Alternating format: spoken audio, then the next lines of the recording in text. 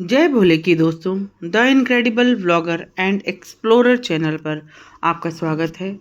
दोस्तों, हम इस चैनल पर अभी सुन रहे हैं सावन मास के महात्म्य को, क्योंकि हम सावन मास के महात्म्य का एक अध्याय रोज सुन रहे हैं और उससे मिलने वाले आनंद और पुण्य का लाभ ले रहे हैं। दोस्तों, ये पुण्य और ये फल आपको भी इसी तरह मिलता रहे और आपके दोस्तों को भी मिले, तो उसके लिए आप ये वीडियो अपने दोस्तों को शेयर करें। आपने अभी तक अगर मेरे चैनल को लाइक नहीं किया है तो लाइक करें, सब्सक्राइब नहीं किया है तो सब्सक्राइब करें, बेल आइकन दबाना ना भूलें ताकि आपको मेरे हर वीडियो का नोटिफिकेशन सबसे पहले मिले। तो दोस्तों, शुरू करते हैं। आज हम 23वें अध्याय में जो महात्म्य के बुक में लिखा हुआ है वह है श्रावण माह में कृष्ण पक्ष की अष्टमी अर्थात कृष्ण जन्माष्टमी व्रत की कथा। तो आज हम इसका श्रवण करेंगे। दोस्तों, शुरू करते हैं। हर अध्याय के शुरू होने से पहले जिस मंत्र का मैं जाप करती हूँ उस मंत्र के साथ आप भी मेरे साथ इस मंत्र का जाप करें, क्योंकि आप मेरे साथ जुड़े हुए हैं, रोज़ इस मंत्र का आप जाप करते हैं।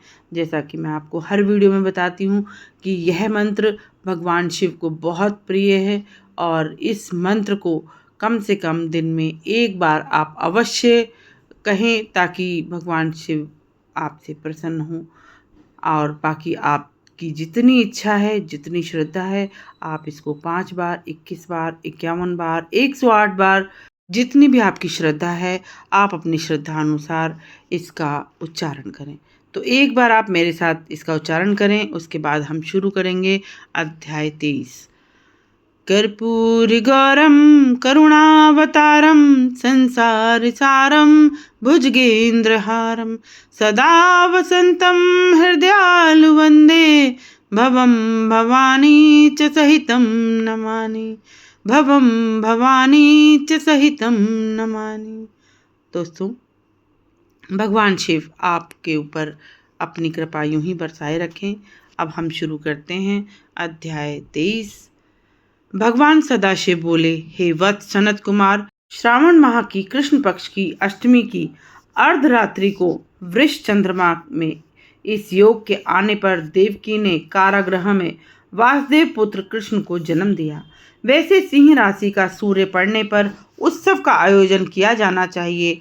पहले सप्तमी को प्रातः शौच व दातुन से निवृत्त हो अल्प मात्रा में भोजन ग्रहण करें। रात्रि को स्त्री संसर्ग से बचें, फिर प्रातः व्रत नियम से रहें। अष्टमी को सारा दिन भगवान कृष्ण के लिए व्रतधारी रहें। इस प्रकार सांसारिक प्राणी को 7 जन्मों के पापों से मुक्ति मिल जाती है।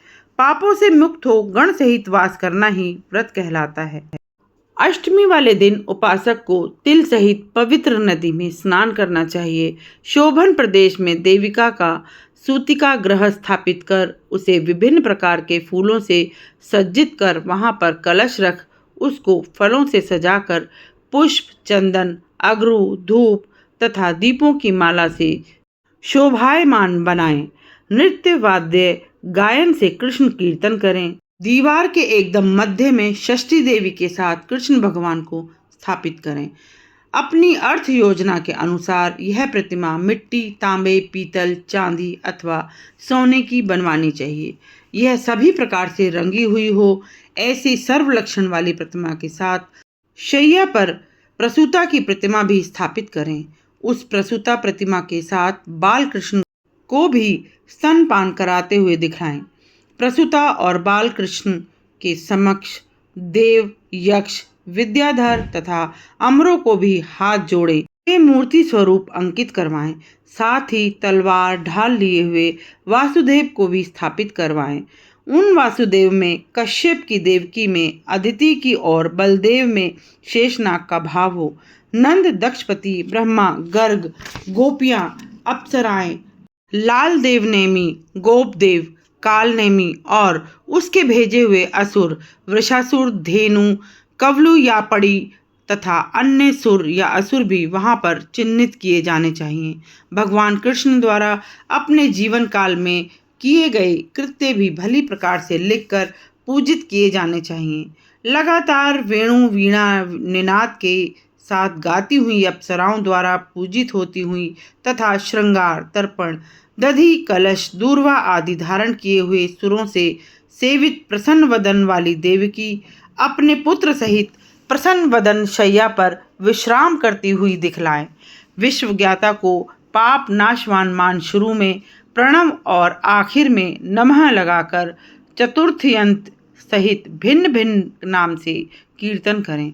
देवकी वासुदेव बलदेव यशोदा नंद सबकी भिन्न भिन्न रूप से पूजा करें।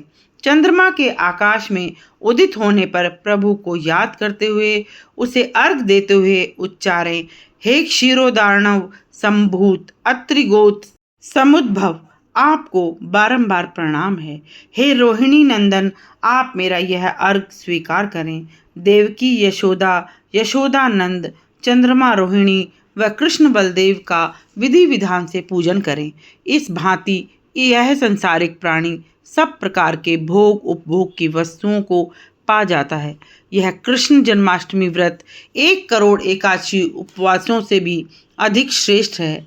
अष्टमी की रात्रि को पूजन कीर्तन कर नवमी को देवी भगवती विंध्यावासिनी का भी कृष्ण महोत्सव सम आयोजन करें। उस दिन भक्ति भाव से ब्राह्मणों को भोजन करा उन्हें उचित दक्षिणा गौ धान संपत्ति आदि दे विदा करें और यह बोलें, हे भगवान कृष्ण, आप मुझ पर हर्षित हों।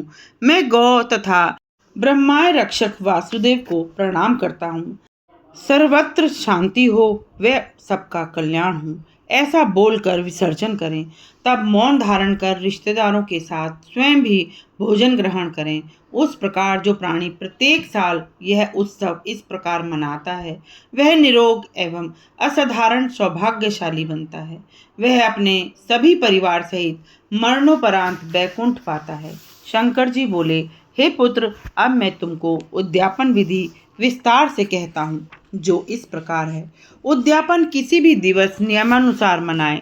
एक दिन पूर्व केवल एक समय ही भोजन लें। उस दिन सोते हुए भगवान विष्णु को याद करें।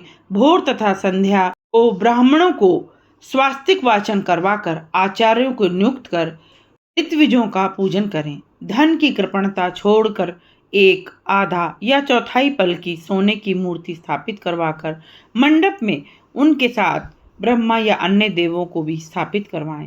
उन पर मिट्टी अथवा तांबे का कलश रखवाकर उस पर चांदी या बांस का पूर्ण पात्र रख दें।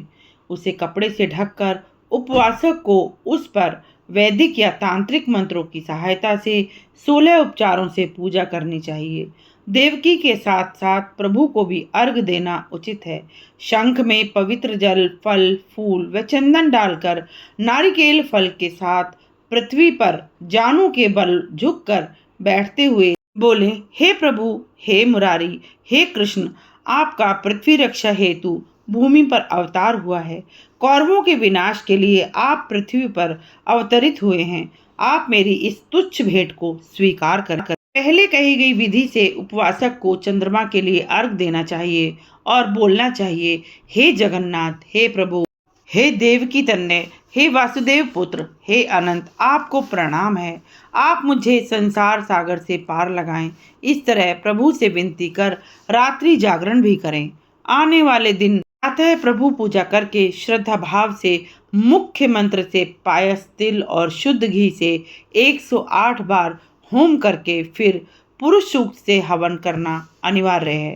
होम के लिए इंदे विष्णु मंत्र का उच्चारण करें, फिर पूर्णालुति होम आदि बाकी के कार्य पूरे करें।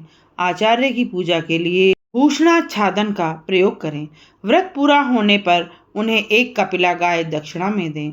वह सुशीला, पयस्विनी, सवत्सा, सगुणा, स्वर्ण श्रृंगी, रौष्य खुरा, कांस्य दोहिनी, युवा, पोती पूंछ वाली, पीठ जिसके तांबे जैसी हो व गले में स्वर्ण घंटिका हो, ऐसी गौदान करने से व्रत पूरा हो जाता है। ऐसी गाय न मिलने पर गौ का दान किया जा सकता है। ऋत्विजों को वर्णानुसार ही श्रेष्ठता जानकर दक्षिणा प्रदान करनी चाहिए।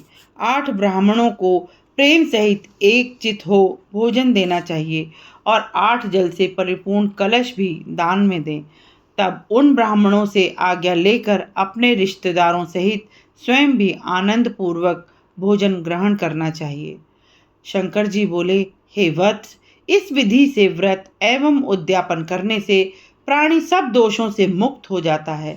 वह उसके समस्त दुष्कर्म नष्ट हो जाते हैं। वह इस लोक में भी अनंत काल तक भोग उपभोग कर मरणोपरांत वह बैकुंठ पाता है।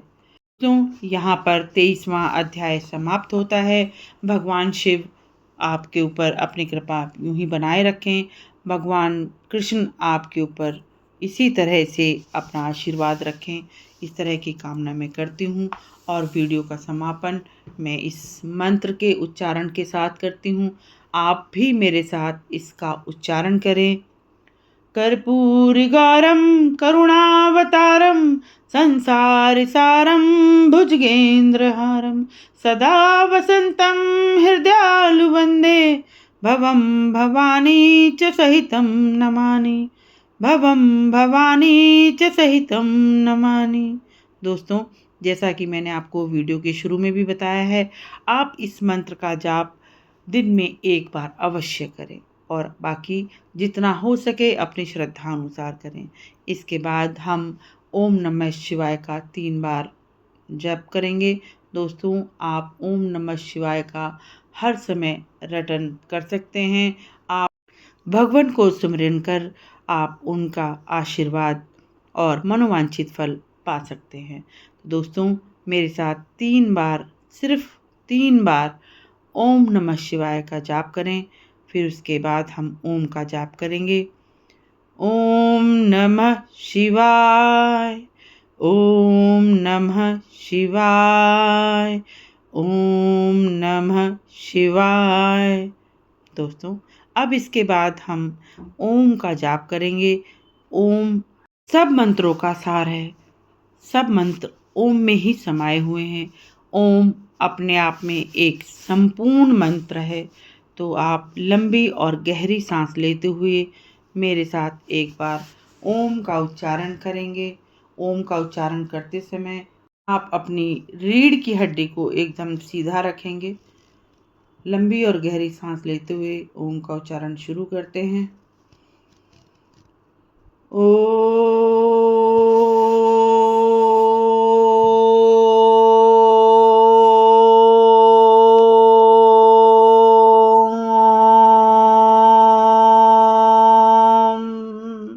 दोस्तों, आपकी सभी इच्छाएं, सभी कामनाएं पूरी हों, आपके सभी मनोवांछित फल आपको मिलें, इस तरह की प्रार्थना मैं भगवान शिव से करती हूँ। और इसी प्रार्थना के साथ मैं आज का वीडियो यहीं समाप्त करती हूँ।